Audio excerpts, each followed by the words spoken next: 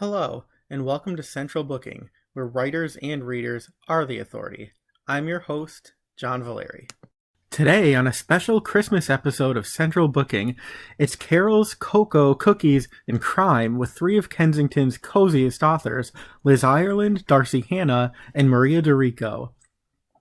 Liz is the author of Mrs. Claus and the Halloween Homicide. It's tricks, treats, and treachery when April Claus endeavors to introduce Christmastown to a new tradition, Halloween. But when there's a savage pumpkin smashing, and then resident elf Tiny Sparkles is found dead, apparently flattened by the foot of a ginormous snow monster, chaos ensues. Can Mrs. Claus restore order and save her reputation, or will it be a wrap on her winter wonderland? Darci Hannah is the author of Murder at the Christmas Cookie Bake-Off. Lindsey Bakewell's Beacon Bake Shop may be short-staffed, but she's determined to whip up the perfect holiday for family and friends, and win the first annual Cookie Bake-Off. But when the celebrity judge is found dead under the mistletoe, his body sprinkled with crumbs from Lindsey's signature cookie, she must turn suspicions into a solution if there's any hope of salvaging Christmas. Maria DiRico is the author of It's Beginning to Look a Lot Like Murder. Event planner Mia Carino has more to worry about than sweet 16s and teenage drama queens when a man is found dead, his feet protruding from a neighborhood lawn display of Santa's workshop, and her best friend's family falls under suspicion. Throw in an estranged mother, a scheming grandmother, and an incarcerated brother, and it's enough to make anybody cry ho ho holy cannoli. If you have a taste for recipes, reindeer, romance, and revenge, and who doesn't, Liz Ireland, Darci Hannah, and Maria DiRico are guaranteed to keep you turning pages long into the night. But you don't have to take my word for it, take theirs. Hello, everybody, and welcome to Central Booking's cozy little Christmas celebration. I have three Kensington authors tonight, really excited about this. And, it's the holidays, and nothing says the holidays like cocktails and cocoa and cookies and crime, of course. Really quickly, I just wanted to say a special thanks to publicist extraordinaire Larissa Ackerman for putting this all together. And really briefly, I'm going to introduce you to my distinguished guests in a very festive bunch. I'm impressed. I really thought I was going to be the only one who showed up with a hat. Usually I am the odd man out. I'm still odd. I'm still a man. I'm still probably somewhere out there, but I'm feeling really good about this. So anyway, our three authors tonight, we have Liz Ireland, who is the author of Mrs. Claus and the Halloween Homicide. So you actually get, two holidays rolled into one in this story, which is terrific. And then we have Darci Hannah, who is the author of Murder at the Christmas Cookie Bake-Off. And last but certainly not least, we have Maria DiRico, who is the author of It's Beginning to Look a Lot Like Murder. I love these titles. So I thought, usually I start by telling people that we're going to sort of step into a virtual elevator and you can give me your quick elevator pitch as to what the basic premise of your newest book is. But instead of that, I'm saying we're going to step into Santa's sleigh. They sort of move at warp speed. So we're going to pretend we're taking a quick trip to the North Pole, and you are just going to tell us briefly sort of the premise of your new book so readers have an idea of what they can expect if they pick it up. And I will start with you, Liz. Okay. Well, I guess I'll be talking to Santa and pitching a book to Santa about Santa. So that's kind of odd, but how meta is that?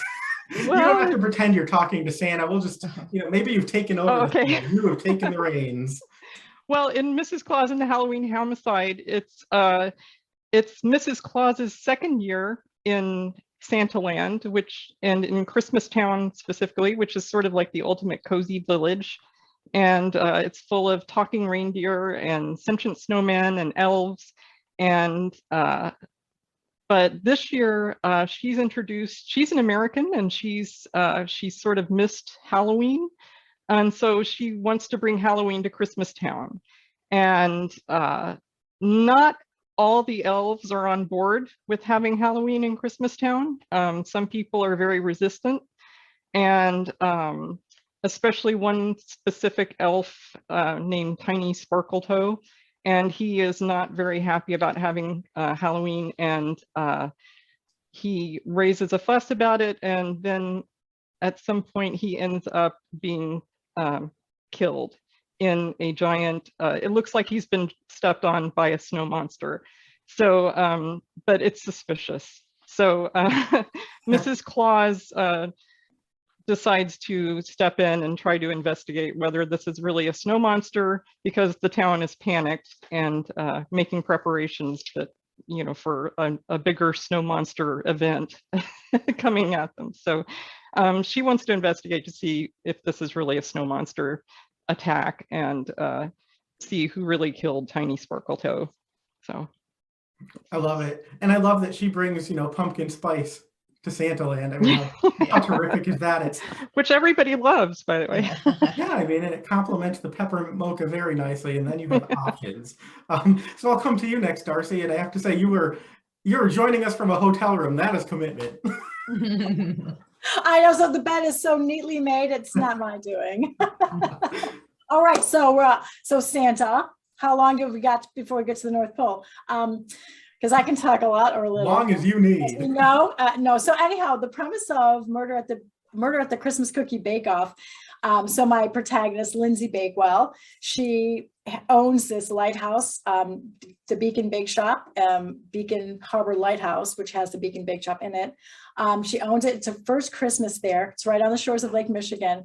And she is determined to make the best, perfect Christmas ever. She has something called sugar plum visions, and her sugar plum visions are just like these things that she reaches for and can never quite get. But this year, she's sure she's going to do it.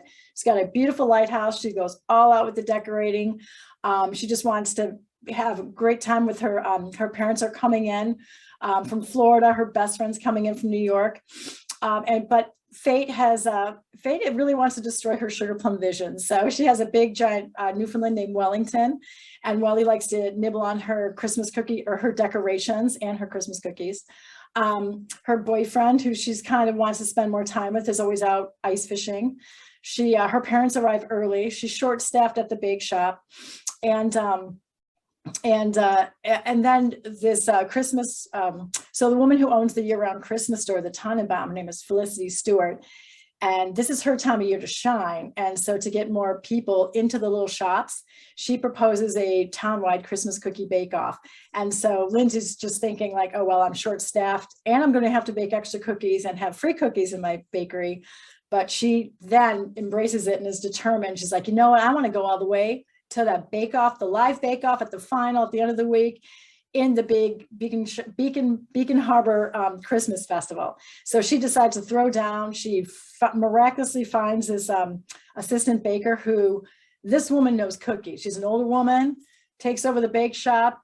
And so Lindsay and her friends are baking, and she gets to the finals, and the celebrity cookie judge, they find him dead under the mistletoe, and he's sprinkled with the crumbs of her signature cookie. So that kind of ruins her perfect Christmas, but she still manages to pull off a perfect Christmas anyhow. I love it. And I love that her name is Bakewell. I mean, how perfect. I know. It's like that.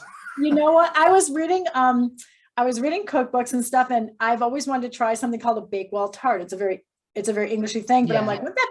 I mean, it obviously was named after somebody, somebody English. And so I thought, what a great last name for somebody who will eventually be a baker. So, it all comes together. That's the magic of writing, right? Oh my gosh. And now I shall come to you, Maria. Yes. Well, it's beginning to look like a lot like Murder. My protagonist is Mia Karina, and she and her father run a catering hall in Queens. It happens to be the one where my husband and I had our East Coast reception, and was run by family cousins and my Italian side of my family.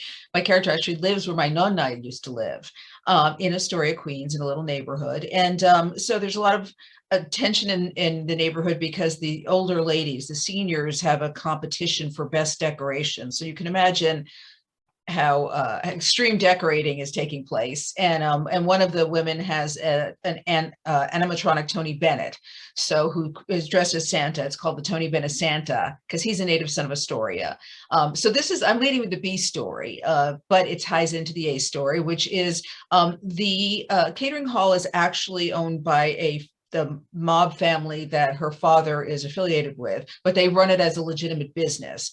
And one of her best friends is the boss's son, Jamie Boldano, and suddenly out of nowhere, another young man appears claiming to be Jamie's long lost brother, which means two things. Either he's lying or not. And if he is telling the truth, it means that Mr. Boldano had an affair, which is, there are a lot of Italian histrionics going on in this. So, and then because of the crazy decorations, one of the houses, the little tiny front yard is decorated as Santa's workshop.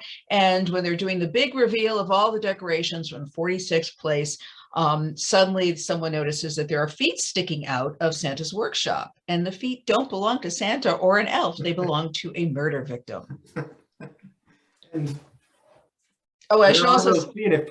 If people look really, really closely, you can see the feet. Yes, you can see the feet. I love that. I should also say that meanwhile, Mia is very busy at work because it's Christmas. She's doing a Sweet 16 that is just a complete nightmare for the poor girl who's going to be hosting it, and also a first birthday with a nativity theme that Mia thinks is wildly inappropriate, with the mother, father, and baby being Mary, Joseph, and the baby Jesus, until she finds out what kind of inspired this theme. But I managed to incorporate a living nativity scene. I managed to incorporate camels and a pregnant goat into 2 storylines. Oh, And that is a feat.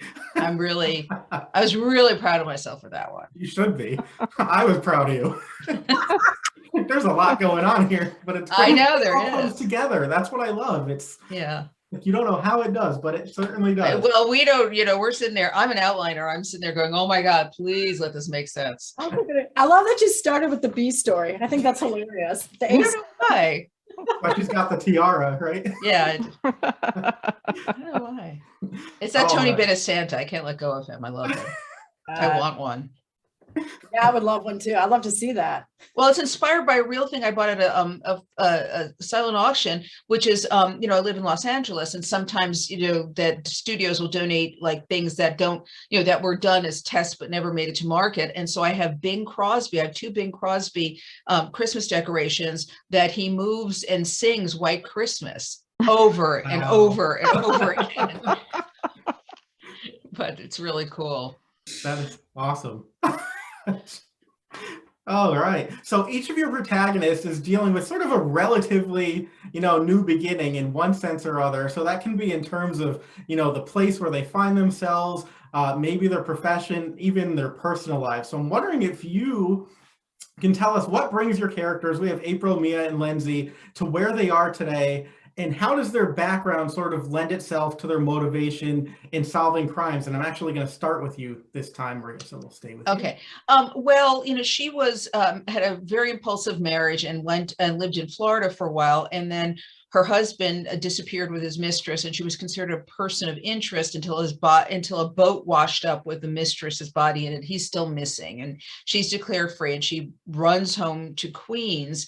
And her father got this catering hall as part of a payment of a debt for an illegal gambling game he was running. But she wants him to run it as a legitimate business, and so she's very invested in making sure that happens. But the reason she can do all this crime, she has a line, and I actually use the line somewhere else. She goes, I understand the criminal mind because I grew up with it. So she gives her insight because her brother is in jail.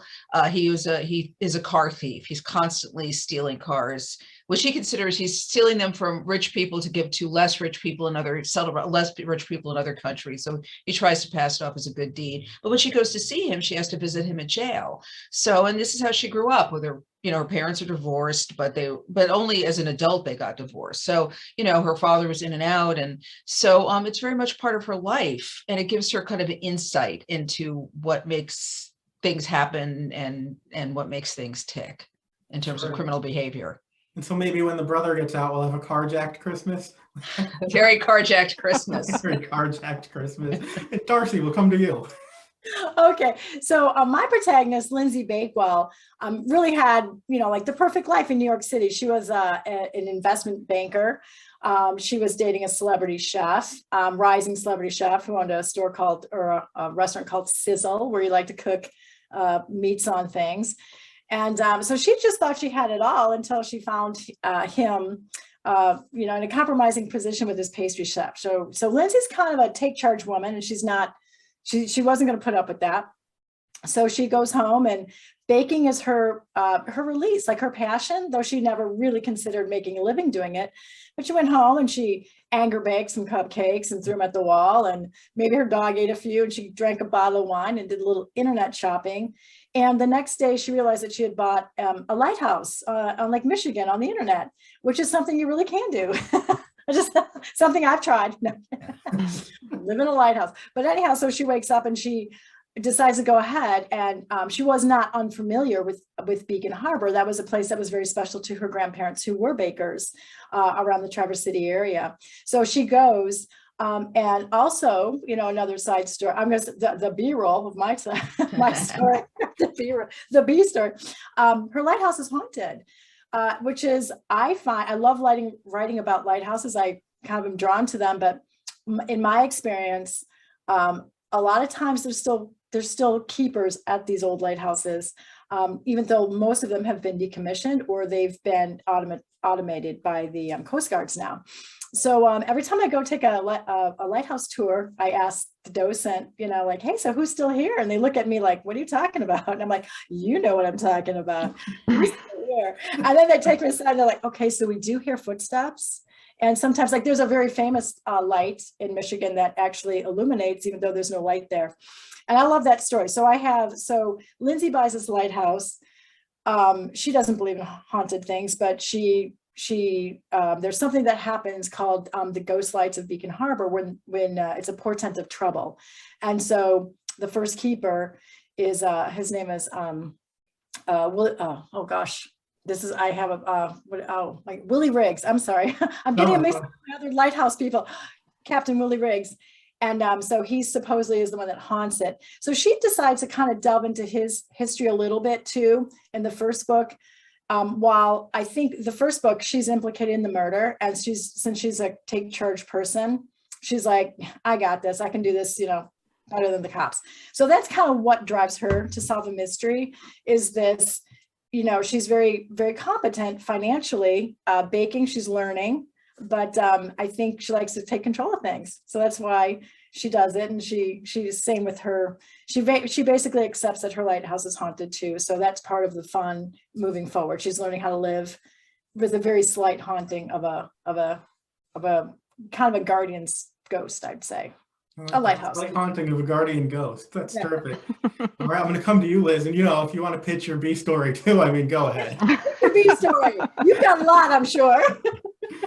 Well, my heroine, April Claus, before she met Santa Claus, she was a widow, but she discovered from her first marriage after her husband died that he'd had quite a big secret and secret life, and so she was kind of wounded by that, and so she had taken over a relative's B&B, a kind of small hotel called the Coast Inn in Cloudberry Bay, and she was sort of living, sort of like a cozy wonderland over there on the coast. And then one day, a man came to be a guest at her B&B. He's kind of handsome and bearded, kind of a little bulky, but very handsome and mysterious. And she fell in love with him, and after that, he admitted that he was Santa Claus,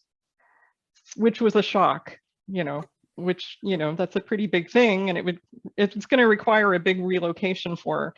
But, she decides to take the leap because, you can trust Santa Claus usually. And but when she arrives in Santaland and moves into Castle Kringle, she discovers that a lot of people in the Claus family have secrets, and that her husband Nick, his brother, was the former Santa, and he died under mysterious circumstances. And soon after she gets there, an elf named Giblet Hollyberry is also killed, and he and her husband Nick is kind of implicated in the murder too. So she's in a strange place, newlywed, and she has a slight suspicion that maybe, she's that she's married a homicidal Santa Claus. But she doesn't really think that. I mean, she trusts her heart this time, and she's made some romantic mistakes in the past, but she's pretty determined to prove that this is not one. So she sets about solving this murder to prove that Santa is innocent, and that, you know, to save her marriage, basically, and the new life they're building in Santaland. So. Sure. Well, you've given me a beautiful transition, because I wanted to ask about that because, you know, in addition to sort of the mystery elements in these books, each of your leading ladies, there's some romantic intrigue going on. But what I love is, you know, 3 different authors, but the 3 of your protagonists are sort of at different levels, you know, in the relationships. One is a newlywed, one is in a relationship, and one is just sort of starting to have, you know, a flirtation with a coworker. So I love that it spans, you know, the entire range. But I guess, you know, I'm going to come back to you, Liz. You were telling us about, you know, April's relationship to Santa, which comes as a surprise. But I'm wondering if you can elaborate a bit more on how the romance sort of adds intrigue and extra suspense to the stories. Because when April becomes Mrs. Claus, she's becomes part of the Claus family, and that's not necessarily an easy thing to do. No, because the Claus family, they all sort of live together in Castle Kringle. It's kind of a big, kind of a family-run enterprise, and the Clauses have been kind of it's kind of a little like, I don't know, kind of like the Royal House of Windsor, a little bit set in Santaland. The Clauses are sort of the reigning family, and there are a lot of tensions within the family about who was born to don the suit, in terms of who gets to be Santa Claus, because there are a lot of Claus cousins who have been kind of shut out, and a lot of Clauses who aren't doing a lot to contribute to Christmas, which annoys some elves, because they're doing all the work.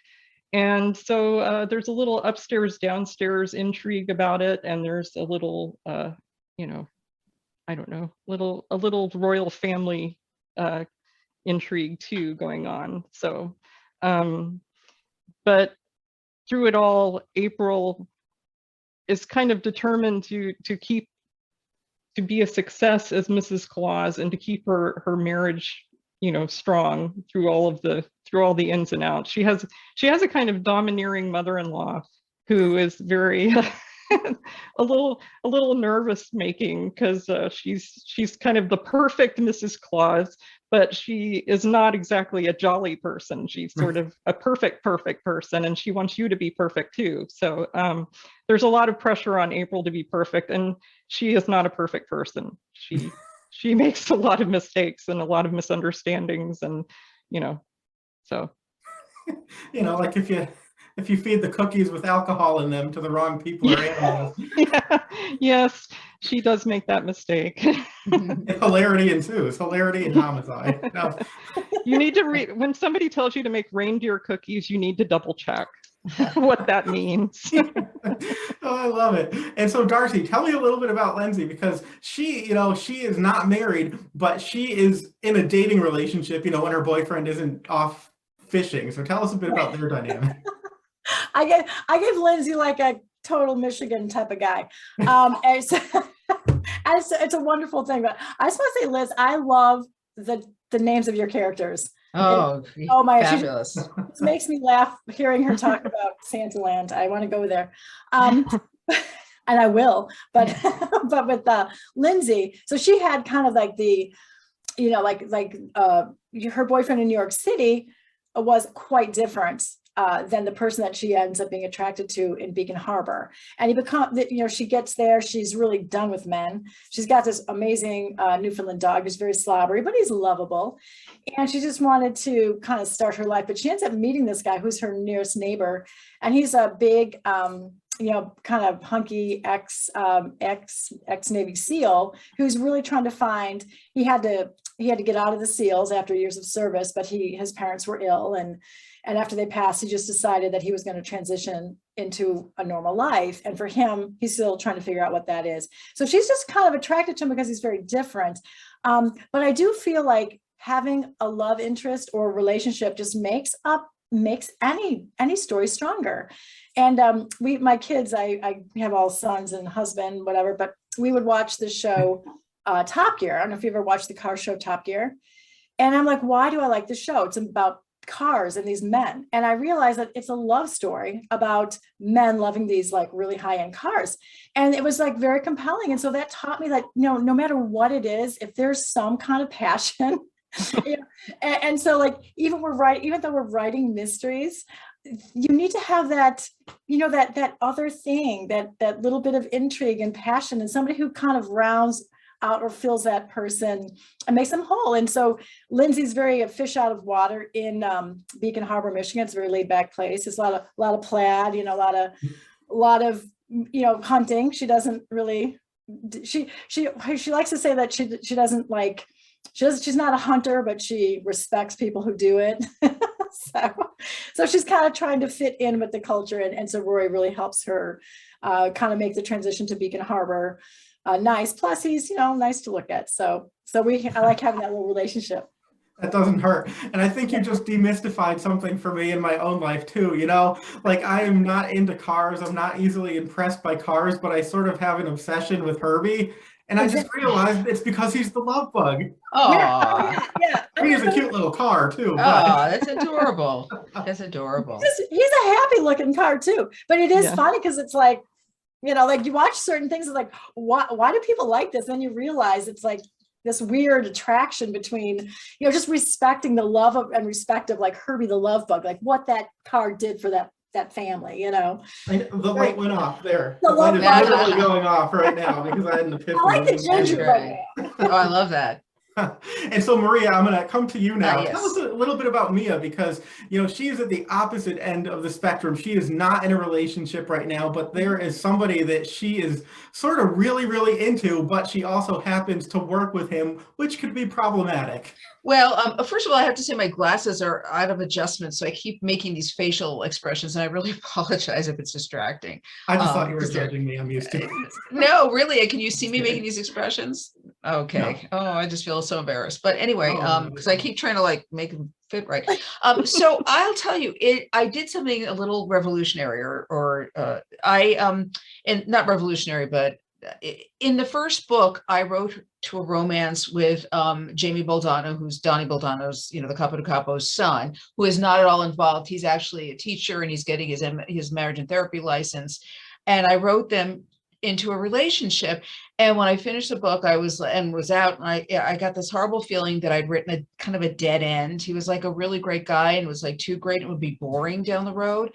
So in the second book, Long Island Iced Tina, I wrote them out of the relationship, and I tried to make it really real because I didn't want to do a triangle. So I made it like, okay, well, she was out of this, she's still got a little PTSD about her husband's disappearance and him cheating on her. So she went for Jamie because it was a safe choice because they've known each other all their lives. And he actually had a girlfriend, and, so they never really got together. And she kind of realizes they want very different things from life. So at the end of the second book, I introduced, but, I wanted a love interest because it's fun. You have to go away it can't just be about the mystery. There have to be little bits about their lives in these series. And so I had this image of the most handsome man in the world, just the drop dead gorgeous man who absolutely hates being handsome. It's his cross to bear. And it's like, he literally, at the end of the second book, he shows up and the women's like jaws drop. And he's like, hey, me too goes both ways, ladies. I know that look. So he's like, so then in the third book, he now is working at the catering hall, and there's like, don't dip your pen in company ink a little bit going on for her. But then I realized, okay, well, how do I make him? Because he's really being by the book. He just wants to do his job, supposedly just be, very businesslike. So how do I make him funny, and how do I make the relationship funny? So I found, okay, well, he's really charming and cute when he texts her, when they go back and forth, and he does funny little emojis. And so they have like, it's a little like this in the world. And then when they can, do this, it's, they can kind of play with each other and be goofy. And the relationship does progress. So it was a little scary because, people who read the first book, oh, Jamie, and I didn't, I always like people can pull off like triangles. For me, I just go to the place where I could never find great guys to date at once. Who do these women think they are? How are these great men falling out of trees for them? Oh, I can't decide. Lucky you. But anyway, there's some great triangles out there. I didn't think I could write one. So, but I think I've created a relationship people will root for. Yeah, no, I felt very invested in it. And, I have to say, I found myself like sort of really relating to the fact that they had all this subtext in the messages they were exchanging. And it sort of reminded me of like when I first started dating my wife. I mean, everybody finds this hard to believe, but like I was really shy and introverted, and friends sort of set us up online. So this was like back in the days of AOL Instant Messenger. So like for the longest time, we were just like chatting back and forth, but we'd never met. We never, talked on the phone. So then when I like showed up and was completely mute, at least like she knew that I had some personality because that's great. So, I really appreciated that about your book. Oh, great. Thank you. Brought me back. But I wanted to ask too, obviously it wouldn't be the holidays without family and friends and maybe frenemies, of course, too. And there are some really, really great secondary characters in all of your books, some of whom we've talked about, some of whom maybe we haven't mentioned yet. So I'm wondering if you can, pick a character or two that you want to focus on and tell us sort of how they're either a help or a hindrance, or maybe both, to your character and her sleuthing prowess. And I will start with you this time, Darci. Oh, so my character has a best friend named Kennedy Kapoor, and Kennedy is just this kind of wild, free spirit. But she's English, but she went to college in America, and that's where they met. And she's kind of like high-end fashion. She's got she does a blog. She is a fashion blogger, actually, when we first meet her. And she I don't know, she just is so fun to write because she just has like kind of that, I don't know, like not really snarky, but she's just kind of out of left field with what she's saying. So she kind of like is always pushing Lindsey to market herself better. And, there's never a bad opportunity or bad publicity. So even when there's a murder in the bake shop, like use that. So she's really fun to deal with. And she also is very brave. And so a lot of times, like she'll help Lindsey investigate by donning on her alter ego, Lillian Finch, who she pretends she's like other people, and she, is a reporter.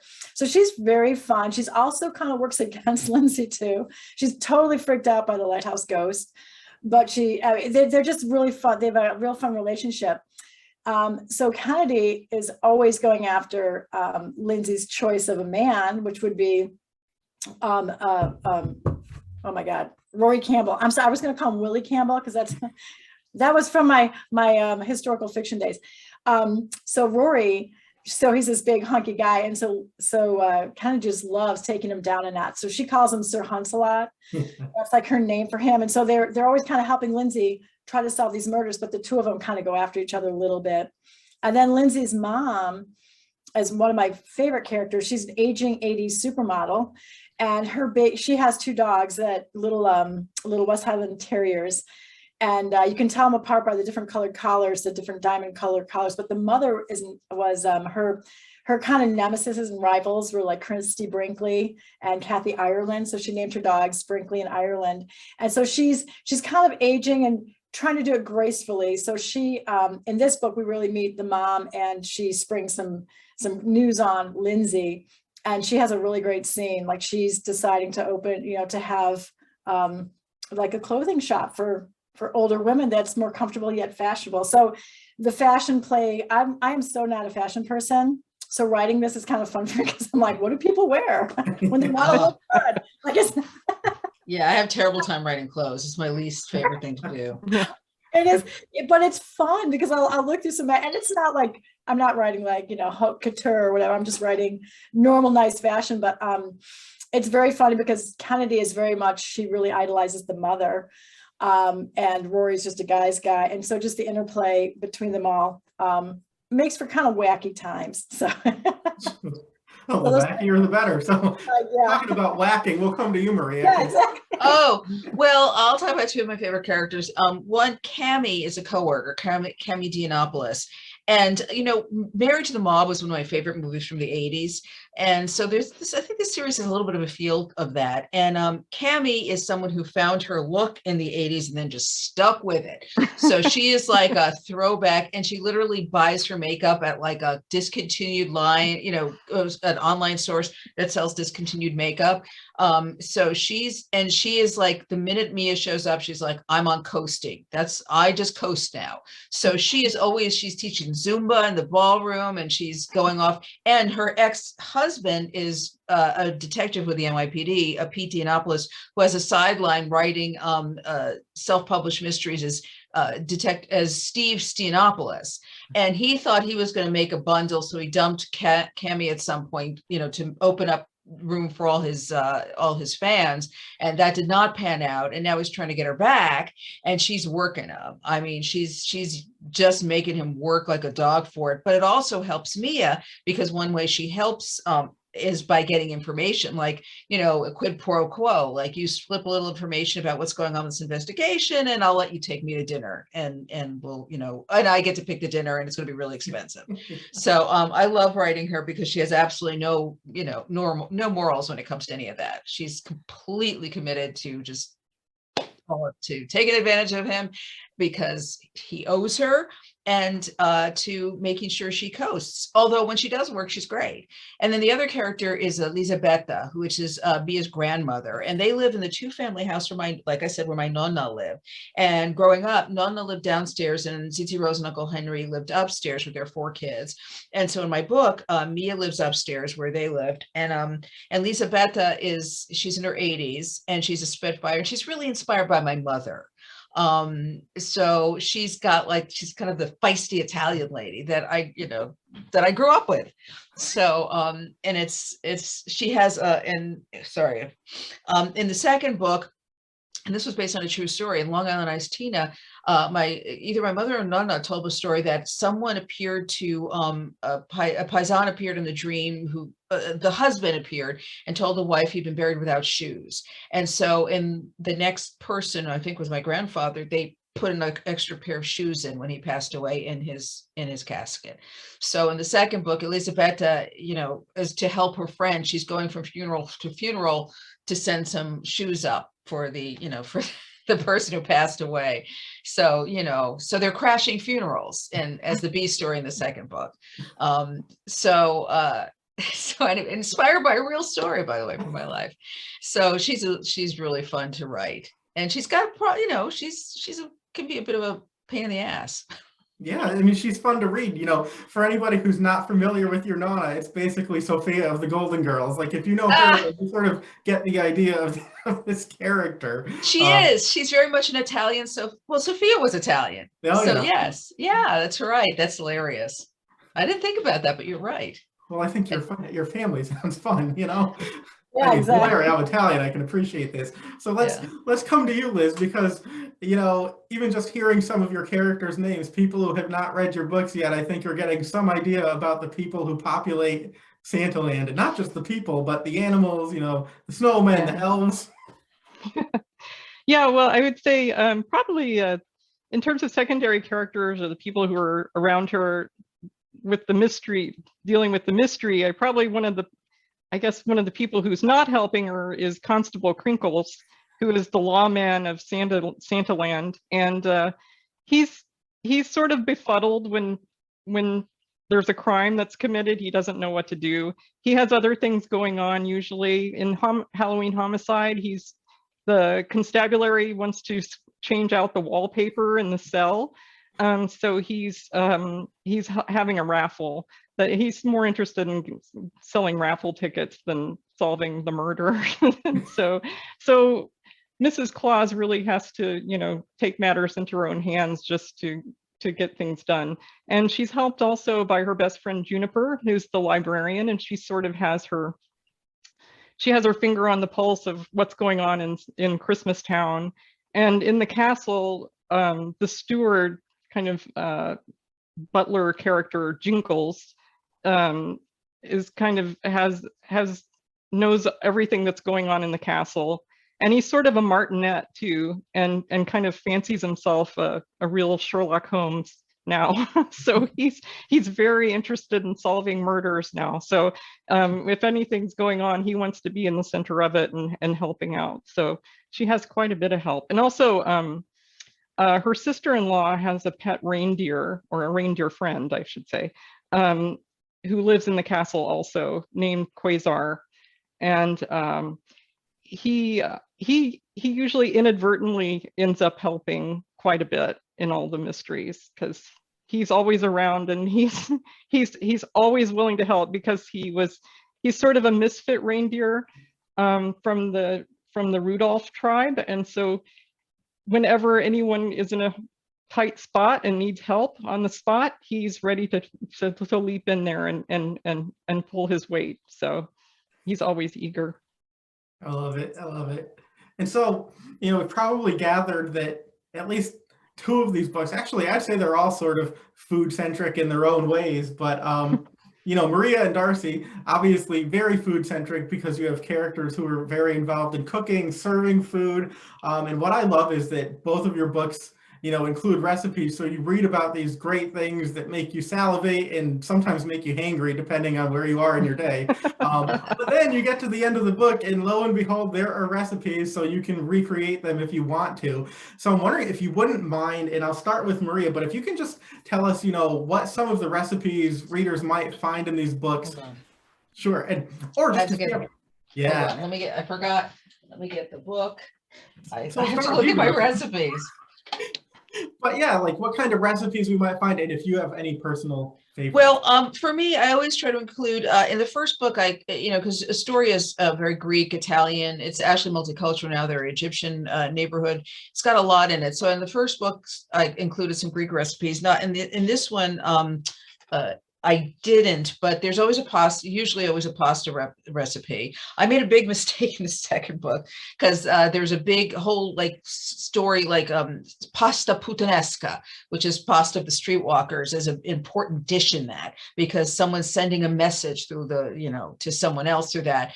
And then the book gets published and everything, and I look and I go, wait, where's the pasta puttanesca recipe? And I realized I never included it. There's a lasagna recipe instead. I totally messed up. I don't know what I was thinking. But in this one, there's an Italian New Year's Eve. There's a tradition called Feast of the Seven Fishes, and we didn't do it growing up, but a friend of mine who's Italian did, so she kind of introduced me to it. So I wrote that into the Christmas book, and then I made a recipe: shrimp, crab, and artichoke cavatelli. So the recipe for that, it's very lemony, so it's almost like someone said it's like a ceviche almost with pasta. Then almond Florentine lace cookies, which are really good. I just actually made a batch, and I have to explain that they kind of glump together, and you have to break them up. So I don't know if that's how all of these cookie recipes are, because I'm not really a cook. I like to bake, and I can never do it because I'm always on a diet. So and it's I ended up writing, my other series, which I write is Ellen Byron, the Cajun Country Mysteries, is loaded with Cajun recipes, because I love Cajun food, and it's the setting for the books. But sometimes the recipes are the hardest part for me. Oh, there's also a tiramisu recipe, a rummy tiramisu, and a frittata recipe, and then a pasta dish, pasta alla carbonara. So it's a mix of, I don't want it all just to be desserts. So, but yeah, like I said, sometimes that's the hardest part. In fact, I couldn't get a recipe to work, and I built a story around it in one of my Cajun Country Mysteries. So instead of the recipes, it says R.I.P. sweet potato pralines. I love that. I have to say, I'm constantly trying to put myself on a diet because I need one. And I have this big plan after Thanksgiving. I was going to be good, between then and Christmas. And then I read your books, and I turned to my wife, and I'm like, forget it. We're starting in the new year. Just forget it. So why bother? But anyway, Darci, tell us about your recipes and whether or not you have a favorite. Oh yeah, well, I mean, all baked goods are my favorite. No, it's so funny because you say I always do that after Thanksgiving too. I'm like, I'm gonna be good till Christmas, but it's Christmas cookie season too, and all the good baked stuff comes out, around the holidays. around the holidays, I feel that we can eat them and celebrate and make it not such a bad thing. So January 2nd is the day, right, for diets. But I really love baking. I cook a lot for my family. And so the baked goods are either something I've already made or something I've tried to work on and make it better. So the first book, since she is opening up this bakery, I thought I want to do like some fun signature donuts, like big gourmet donuts. And so I don't really bake a lot of donuts at home or fry a lot of donuts at home because it's a pain in the butt, but they're so delicious when you do it. So I included those and, some fun little fillings and toppings for those. And my testers are, my family, my husband. My poor husband is always getting shoved baked goods. But he struggles. Last summer I was making, or was it when I was writing the Christmas book? Of course, we always write about a year, ahead of us. And so I was doing a lot of Christmas cookies in the summer. My kids were like, what's up, Mom? Stop doing this. Like, well, just one more. Taste it. What do you think of this one? So, I'll just show you that I was to get the right jambalaya recipe in one of my other books. I got to the point where my family was like, oh my God, no more jambalaya. We never see it again. Sounds good though to me because I never eat it. Yeah. Sorry. It sounds so good. No, I can. But I try to write about, like I'll throw I want to throw more recipes in the back, but I kind of get them cut because and we just focus on the more important ones. But I like to do, of course, the bakers I talk about, especially because I do talk about them a lot, and I kind of, you kind of, when you're reading it, you get a little hungry. The cookies were so much fun because I really kind of tried to make cookies that are more unusual that we don't normally traditionally make. So I want to say that all of the ones, well, maybe not Felicity's figgy pudding cookie or whatever it was that she made. That might not be a fan favorite, but the lemon ginger sandwich creams are really great. If you've never, they're so good. My kids, they don't last at all. I made some to bring to my parents this weekend, and I think they're probably already gone. And my other, so the Southern pecan cookie with a pinocha frosting is exceptional. That's just, it's just like eating a candy and a cookie.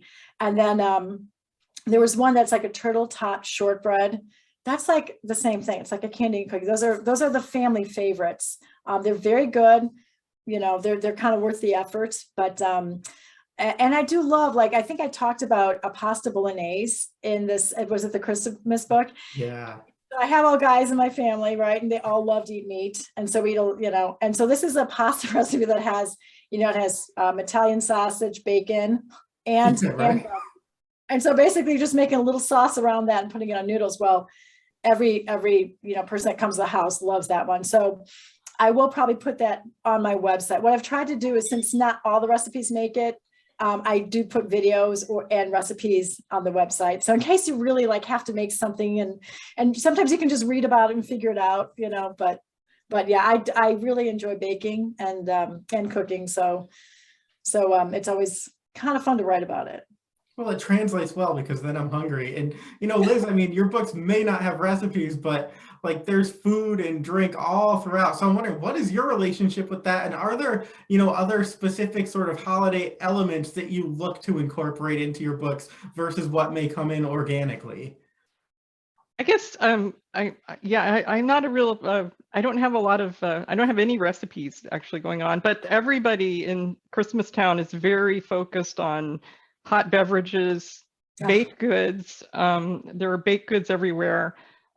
Twinkles, fried pies, everything. Everybody's got. There are two dueling chocolate shops, and so there are a lot of elements of just having Christmas food going on all year round, and this constant battle for April of dealing with carb overload all the time. The only thing she's not tempted by is eggnog and eggnog flavored stuff, which is everywhere.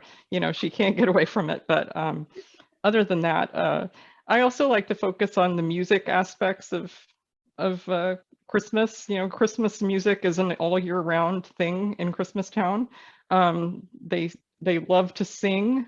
Everybody's always singing, or see if there's music on a speaker overhead, the elves start singing along. It's a little disconcerting, but they sing on the bus. And so So I've got that going on. Mostly, I tried to base Christmas Town and try to put in elements of like those old cartoon series, like the old claymation series, Right. that are, it's kind of, Christmas Town is very familiar to you if you've watched Rudolph the Red-Nosed Reindeer or something, just kind of the wackiness of it, and just kind of put a mystery spin on it. And sometimes, there are allusions to, some of those shows in the story. For instance, all April knew of Christmas Town before she got there was from watching Rudolph the Red-Nosed Reindeer. And sometimes she makes assumptions about things that exist. Right. And the elves will look at her like she's crazy. Like, there is no island of misfit toys. What are you talking about? Like she believes in the Easter Bunny or something, like that's insane. So I like to put stuff like that into for fun. I'll have little references to, snow miser and heat miser and things like that. I love it. It's great. And I'm thinking like Kensington should put together a cookbook. I mean, no carb left behind. Where's the Kensington cookbook? Larissa, we have an idea for you. Yeah, really. All right, so moving into broader territory, and I'm going to start to wind down pretty soon, but, I'm somebody who I love to receive books, though people are, I think probably intimidated at this point to try to even give me anything because they're like, you've probably already bought it for yourself. You have every book, known to man, but I'm like, bring on the books. And I love to gift books as well. And the older I get, the more true that seems to be. So I'm wondering if you have any particularly fond memories to share about giving or receiving books, that are either meaningful to you or the person that you gave them to. And we can start with Darci, if you have anything. Thank you. I love getting books, and especially when I was younger, I really loved books. And when my kids were little, like more picture books. But I had started out my career in historical fiction. I still really like to read it. And one of the best thing that ever happened to me, I was really, I love this one author named Dorothy Dunnett. She's a Scottish historical fiction author who had passed away. And I loved her series. And my husband somehow managed to find a first edition signed copy from the UK and gave it to me for my birthday. And I tell you, I was like, oh my, what? And for like an author or for a writer, like you read people's work all your life and you begin to have these like, they mean so much to you to have a piece of their like actual handwriting on that book. And so, I always say like, for all of us too, we all read, we write, but signed books are kind of a treasure because there's something you can buy a book, but a signed book is very special. So I don't know whoever had the signed book in the UK that gave it up. Thank you. So to me, that was kind of a very unique, odd thing, but I cherish that. And some older things, weird things that I've gotten that are like, like out of print, long, weird stuff like that. But any books are good books, I think. So. Oh, I love that. And you're right, like a signed book, there's like that personal touch to it, or just knowing the hand responsible for these books, scrawl their signature in it. It's amazing. I was brought to tears, honestly, because this person meant so much. I mean, I'd grown up and I love, I love to read historical fiction, but for some reason I really resonated with this author and I read all their works. I read them a couple times and my husband would be like, what are you reading? And I'm like, haven't you read that? I'm like, yeah. So he just didn't understand it as not really a reader himself. But when you see that handwriting, it's so personal, especially for someone who's passed. And so that was like, like MC Beaton is another one that I just adore, and anything signed by her, oh my gosh, that would be, yeah. So, but yeah, it's very touching. And for geeky, readers, it can bring you to tears. Your husband knocked it out of the park with that Oh my one. gosh. How do you outdo that? I mean, like, that's it. That's the threshold. The gauntlet has been thrown. And it is. And I think he surprised himself because he's like, what do we get Mom? What do we get Mom? Now presents are ruined forever after that, But that is amazing. How about you, Maria? Oh, I actually have an interesting story. When I was 10, we moved in the middle of around Christmas. We moved from Queens to Westchester County, and I was really sad. And my dad's one of her co-workers, a woman, he was in advertising, gave me a copy of Little Women. And I fell in love with that book. And I remember sitting in the windowsill, the bay window they had in the new house, reading that book. And it became a tradition for me to give it when girls turned 10. I was 9 going on 10. I turned 10 in that January. When their 10th birthday, I would give them a copy of Little Women. So about 5 or 6 years ago, my dad passed away, and we've lost touch with this woman years ago. I decided to see if I could find her and tell her how much that book meant to me. So I went online and I found her. She had a very unique name, and I tracked her down and I found her phone number, which of course is also scary that it's that easy to find people. And I called her out of the blue. I haven't seen this one maybe in 40 years. And she was so shocked to hear from me. And I told her, I just wanted to tell you how much that gift meant to me. And she said, I thought you hated it. Oh, wow. So I was like, no, I said, because the thing is, I had just moved and I was really sad, and I didn't have any friends yet. And it was a very traumatic time. So she, and I probably didn't know what to say or do. So I was so happy that I got to tell her decades later. I mean, this woman was probably in her 80s when I reached her. And I'll never forget that when she said, I thought you hated it. And I got to say no. It meant so much to me that it turned into a tradition for me. Oh, and then I put it back in touch with my dad had passed away, but I put her back in touch with my mom. And so it would have, that is my story. Wow. Well, Liz, this is a lot to live up to. But what sorry. do you got? I'm sorry, Liz. Those are really good stories. I don't have anything quite that matches that, but I do remember when I was a kid, I just loved all those sad animal stories, like The Yearling and Where the Red Fern Grows and Old Yeller. I mean, I just must have been so morbid when I was a kid, but I just used to absorb, Charlotte's Web, I'd read it a million times. But I thought I'd read them all. And then one Christmas, my parents gave me a copy of The Velveteen Rabbit, which I just loved, and I think it was just kind of a lucky guess on their part, because they just saw it and liked it, and liked the cover or something, and thought, well, she likes stuffed animals, and so we'll give her this. But I just adored that book, and I read it to bits, and it was perfect. It was the first time I'd ever received a book that really felt like it was meant for me specifically. And, that always means so much to kids, when you think this was perfect for me. I'm the reader for this book, and it was picked especially for me. So that was always a great memory for me. Oh, well, that was a good story. Those were three really good great story. Y'all touched my heart. Aww. I know, right? Where's the Kleenex? I know. So I wanted to ask too, the holidays are so much about storytelling. So I'm wondering, if you have any recommendations that you would like to share, favorite, seasonal or holiday stories. It doesn't have to be books. It can be, movies, podcasts, music, whatever. Maybe, and if it is books, maybe things that would appeal specifically to your readers, but then also things that you yourselves like that might not necessarily be associated with cozy, because not to disillusion anybody, but I'm sure you're not cozy all of the time. So I have humor. Tell us all your dark, twisted Christmas recommendations. I don't have a dark twisted, although I do for Halloween. My favorite movie ever is the 1960 version of The Haunting, which I think is absolutely brilliant. And that's about as dark as I get. I watch the Alistair Sims 1950 Christmas Carol, and no one else will. I watch it by myself. And also White Christmas, even though you can hear, so much of it was shot on a sound stage, and you hear the echo of the sound stages. They're coming up on the sled, and it cracks me up because I worked at Paramount for 5 years when I worked on shows there. So I have a special connection to that. So that would be my two traditions for me. Sure. How about you, Liz? Oh, I love old movies.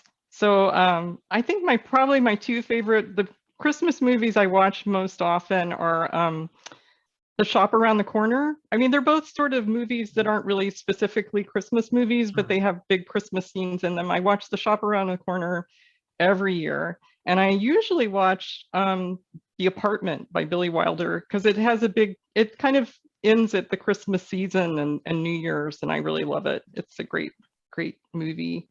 Those are probably my two, but I love old Christmas movies, black and white. Christmas in Connecticut. Yeah. Remember the Night. I just love all those movies. Right. And I love the Alistair Sim Scrooge. Yeah. It's the only one to me. It's me too. He is Scrooge. I've love watched A Christmas them all. Carol. I've watched them all, Okay. but that one is the one that I just I know. never miss. I love A Christmas Carol. I love reading A Christmas Carol every year. I have it, I think, at least in two versions on audiobook. And this year I listened to Hugh Grant doing A Christmas Carol, and he is Oh. surprisingly good. He is really great as in reading that book. I bet. I loved it. That's great. And Darci, dare I ask you who your favorite Scrooge is? But no, other recommendations if you have. You guys are so sweet. You're going back to classic. I'm a total crazy. It's got to be A Christmas Vacation and Elf. Anything that cracks me up. I just love just wacky. Those movies to me are hilarious. Be honest, the Christmas Carol scares me. It's like as a child, I just thought it was terrifying, and so is that funny? And so I gravitate towards wacky humor. And you know what? A Christmas Story. That's another favorite. I never get tired of that movie. Is one of my favorites too. So we always watch those. My kids' book that makes me cry even to this day. I read it to them when they were little. Was the Polar Express, and I prefer the book. We do watch the movie. My kids are in their 20s, mid 20s, but I still it just gets me. So that is great. And then kind of the joke is I love Josh Groban's Christmas album, and we also love a lot of Mannheim Steamroller. Moving into a little Lindsey Sterling right now, but my kids are like, if we have to hear Josh Groban one more time, Mom.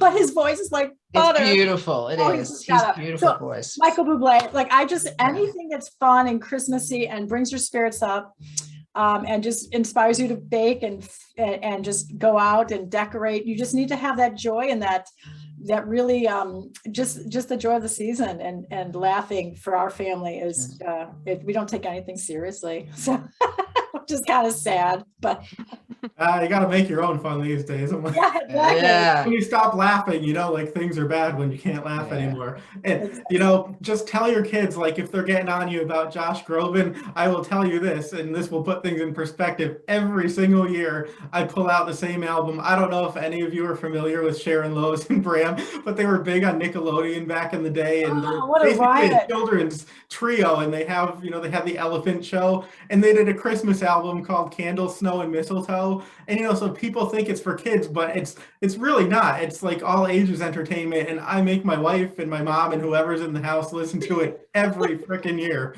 That's hilarious. But those are the great traditions. I mean, that's Yeah. We have a song that we play every Christmas morning. It's a Mannheim Steamroller.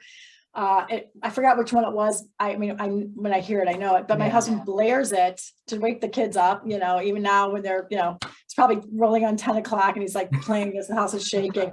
But it's the tradition, and it's so that it's the wackiest little. It can be any little thing, but as long as you pass that little nugget on, it makes everything special for everybody. So I think we've all done that really well.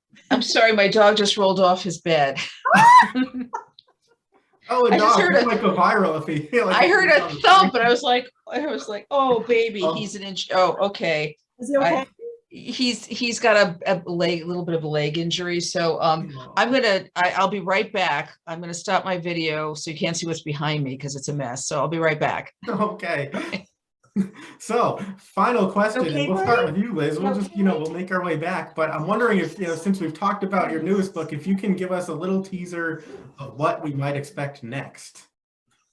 Okay. Well, I've just finished the third book of the Mrs. Claus series, which is going to be Mrs. Claus and the Evil Elves. It's going to be set at Christmas and right after the Halloween homicide, because April's friend is coming for a visit. Her friend Claire from Oregon, she's coming, and her visit coincides with some problems going on in Christmastown. The reindeer are on strike, and there are some elves disappearing. So there's some strangeness going on, and so that's going to be the next installment. And I also have a paranormal rom-com coming up called A Letter to Three Witches, which is written under my own name, Elizabeth Bass, and that'll be out next month too. Oh my gosh, they both sound great. I love it. Oh, thank you. I do. My next book is going to be we're taking things to the Blueberry Festival. So it's going to be Murder at the Blueberry Festival, and blueberry growing is very big in Michigan. And so I thought, oh my gosh, we have to. I mean, I think about how to write a story around a baked good. So I'm like, oh, what I could do with blueberries. We eat a lot of blueberries. So this one, the festival has a parade. I mean, it's kind of another fun, crazy mystery. The family all, is in Beacon Harbor for the big Blueberry Festival, and there's every single event is being pranked. And so Lindsey's coming, her event is going to, she's the last event of the season. She's not allowed to enter any more bake-off, so her blueberry pie cannot enter the bake-off for reasons that are explained in the Christmas book. But she decides that she's going to host the blueberry pie eating contest, which is like full-on gluttony. And she's just waiting like for the bad prank to happen. And in the middle of the night, they are awoken by the strange light and whatever, and the dog, Wellington barking, and they find a body floating in a, oddly enough, a Viking ship, a little small replica Viking ship. And so she's like, they thought it was her prank, and once they realize it's a body, they're like, well, you're still going to get pranked because a dead body is not a prank. So it's a very fun.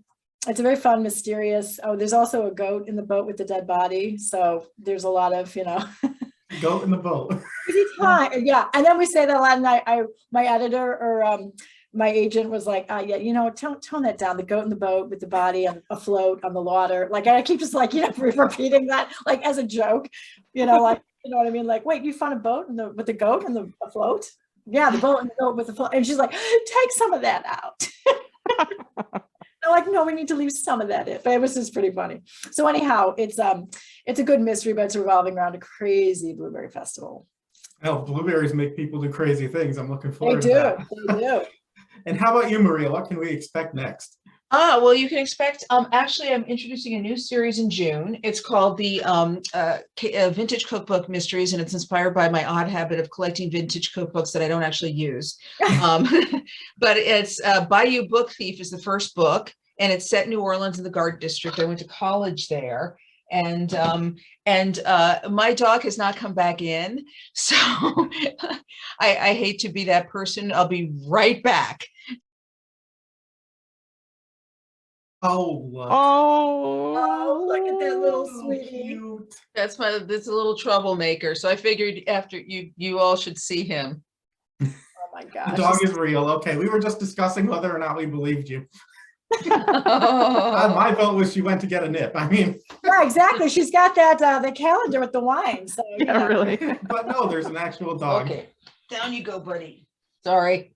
No, Life. that's fine. I just wasn't sure. Were you done talking about the upcoming book, or was there more you wanted to say, or do you have anything else you want to tease? It's my protagonist comes to New Orleans, where she was actually born and then abandoned at the hospital. She was adopted by her NICU nurse, and then she ended up moving to Los Angeles when her mother married a grip who was in town working on a film. And now she's come back to, she's 28, but she's a widow because she was married to an actor who died doing a stupid internet stunt. So she's starts this shop in a culinary house museum in the Garden District, where she sells vintage cookbooks and kitchenware. So, and bodies pop up occasionally, the result of some of her kitchenware gone wrong. So as the weapons. I love it. And I love that you've taken something, that you collect and don't really have a practical use for, and you've turned it into a book. I mean, I constantly tell that to my wife. I'm a collector of things that I do nothing with. Like, it goes into an office, the door closes, and now no one ever sees it again. But I keep saying someday it'll work its way into a book. So there's hope. Like, Yes. I have hope. All right. Well, thank you so much, everybody. So one more time, we have Liz Ireland tonight, Darci Hannah, and Maria DiRico Go check out the books. They are fabulous. I will sign off now. I will wish you happy reading, healthy holidays, and a hopeful new year. Thank you so John. much. Thank you so much, Happy John. holidays, everyone. Happy holidays. That's it for this episode of Central Booking. Thanks for watching, and be sure to subscribe to our channel so you don't miss a thing.